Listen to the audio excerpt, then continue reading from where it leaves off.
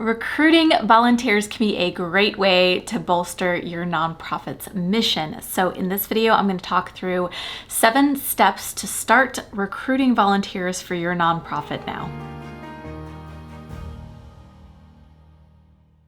Welcome back. I'm Amber Melanie Smith, and I'm a nonprofit founder and social entrepreneur who makes these videos here on YouTube to help people who want to make a social impact. Check out my 200 plus other videos all about starting a nonprofit or socially conscious business, fundraising, and more. And I hope that they genuinely help you out. I also have a website, foundertofulltime.com, where I have some additional resources and online courses for folks who want to start a nonprofit or developing fundraising strategy.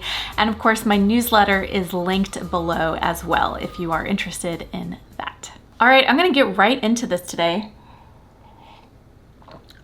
People volunteer for causes that they care about for a number of reasons. Everything from just doing what they think is right, to trying to make new friends, to building up some of their skills. It's a great way to build community, and at least in the United States, we have had a history of having about a quarter to a third of the population volunteering with a nonprofit organization each year. So there are people out there who want to help, but how do you get their attention? How do you recruit them? And how do you make it a meaningful experience for both of you? I'm going to get into these 7 steps now. All right, so getting right into these, I'm going to share 7 steps from start to finish to recruit volunteers. And the first one is starting with the end in mind. So I've seen this before where nonprofits will just come up with what seems to be random tasks for volunteers to do that may or may not be actually fully in alignment with driving their bigger picture mission forward. So what I recommend you do before you even start or attempt to recruit any volunteers is take a look at your organization's mission, vision, and ideally some kind of strategy document that you have outlining your biggest goals for the next couple of years. And you're going to want to think about how could volunteers plug into those existing goals that are part of your strategy that you've already integrated into how your organization is going to achieve its mission. Let's say, for example, you are an animal rescue nonprofit and your goal is to rescue 100 dogs in the next year. What are the tasks that you could break down under that goal that volunteers could help with? Maybe it is doing outreach to connect to county shelters to learn where the most vulnerable dogs are. Maybe it is developing a social media strategy to highlight the dogs that have been with the organization for the longest and need a home. Maybe it is doing outreach to get a lot of outreach to get in-kind donations of dog food donated.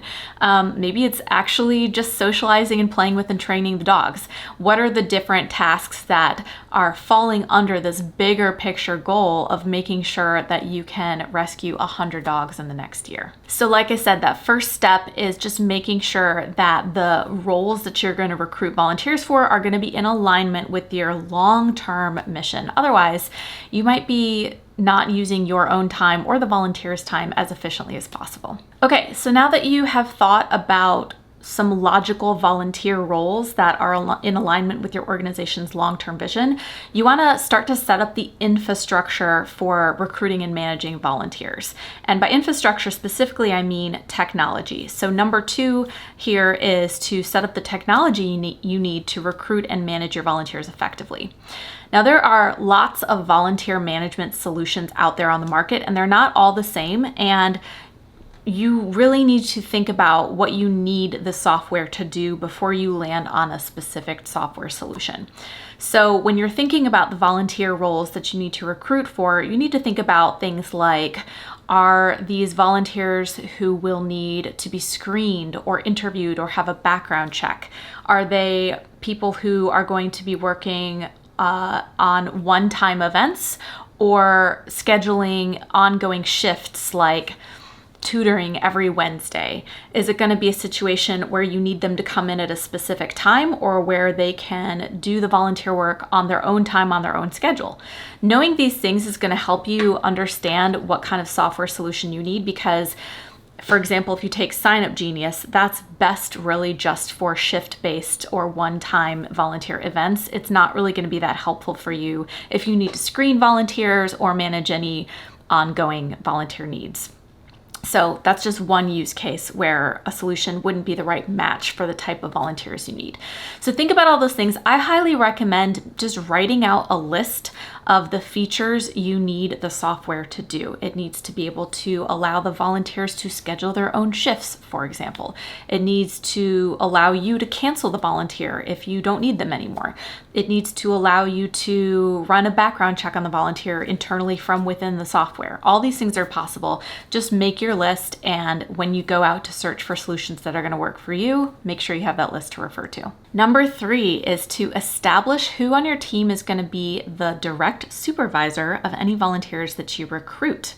This is really important because sometimes organizations recruit volunteers and then they get them in the door and they're all excited, but then they realize they don't have anyone staffing who's going to supervise them and when. So you want to think about that before you even get volunteers in the door.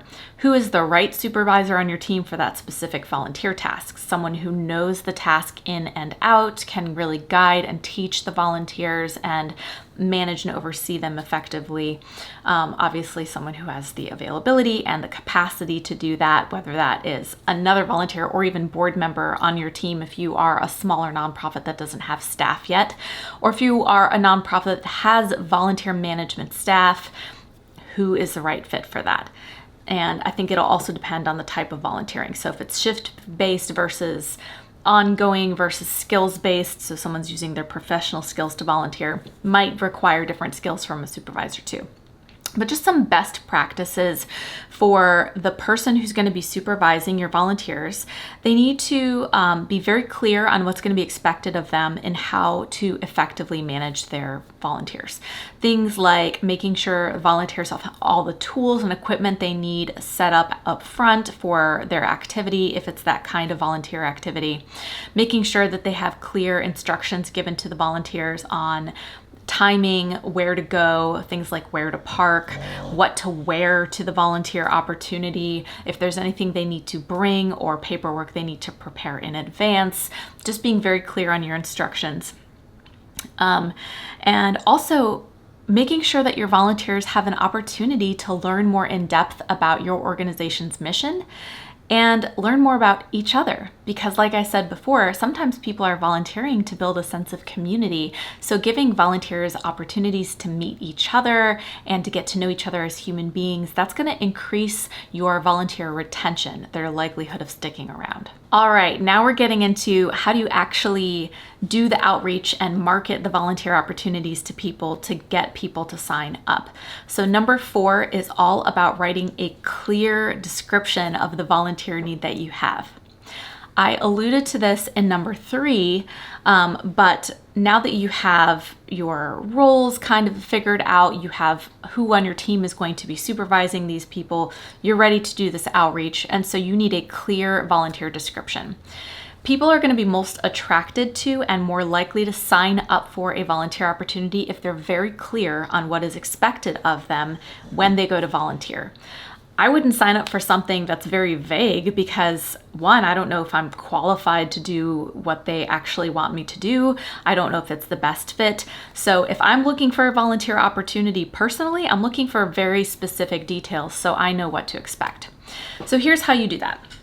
You want to make sure you're covering all your W's. So what, where, when, why, all that stuff. So the date or dates of the volunteer opportunity. If it's an ongoing thing, talk more about the time commitment required. For example, estimated 15 hours per month. Just throwing that out there. Where?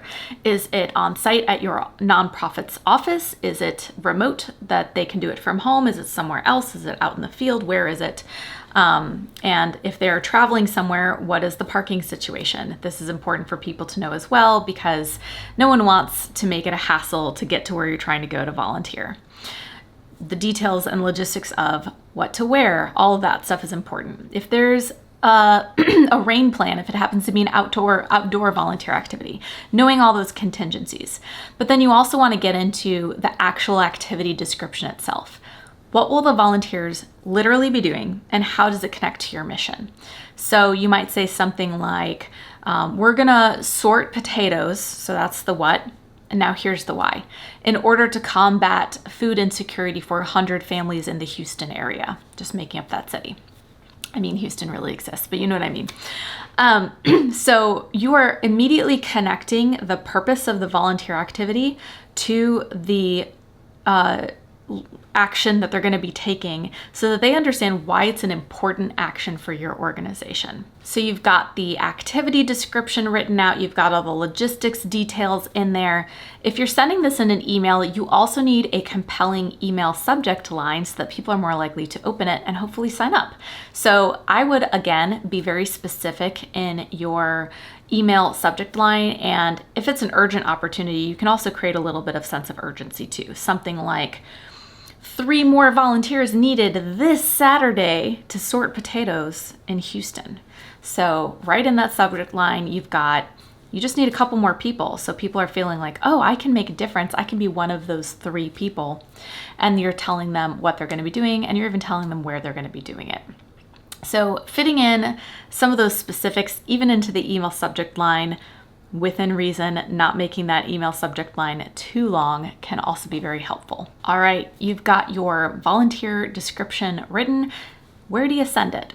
Number 5 is all about promoting your volunteer needs to a variety of sources. There are lots of places you can share your volunteer opportunities. There are websites like Volunteer Matching or Volunteer Connection or aggregator sites where you can post your volunteer need, and people who are searching for volunteer needs can see it and sign up for it on there, and you'll get an email alert when someone signs up. So there are sites like that. You can look for those. You can post your needs on those sites. You can share with local civic groups. So groups like your local Kiwanis chapter or Civitan Club or Lions Club. These are groups that are often looking for service opportunities, and they are full of service-minded people. So it's a great place to share your needs. You might share it with your chambers of commerce. You might share it with your local universities. All of these things, though, really depend on the specific types of volunteer needs that you're trying to fill. So you want to think a little bit about if you need to target certain groups based on the types of needs you have. So you want to think about the typical schedule of a college student, for example, might allow them some flexibility during the day, but they also probably have a lot of commitments. So perhaps they're not a good match, and this is all hypothetical. Perhaps they're not a good match for a long-term heavy commitment opportunity, but they might be a good match for a one-time project on a weekday, maybe, So you might target those types of opportunities to that demographic. In another example, maybe you do need someone who can offer ongoing support. You might consider looking to the retired community then, active adult communities, senior communities. These folks are looking for ways to contribute to their community, stay connected to their community, and they might have more time and flexibility during the day as well. So they might be a good demographic fit for a need that is like that.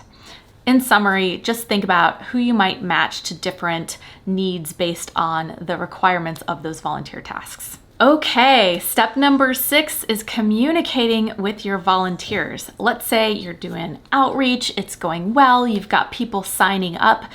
How do you communicate with your volunteers to make sure that they're staying engaged throughout the process and that they're highly likely to show up to the volunteer opportunity instead of perhaps cancel? So I like to go by the 3 email or 3 communication touchpoint rule. The first communication goes out immediately after the person signs up. It's kind of like if you're at a restaurant and the waiter doesn't even acknowledge your existence for a while. You feel like maybe they didn't even see you and you're frustrated, right? So same principle here. If a volunteer signs up and they never hear from you or don't hear from you quickly, they might feel like their sign up isn't important to you or that you didn't see it. There might be confusion there. So I recommend, if you can, communicate with them within no more than like 2-3 3 days max, if you can swing that, within their signups. All right, your second email then goes out maybe like a week or 2 weeks before the start of the volunteer opportunity. The purpose of this email is just a quick check-in.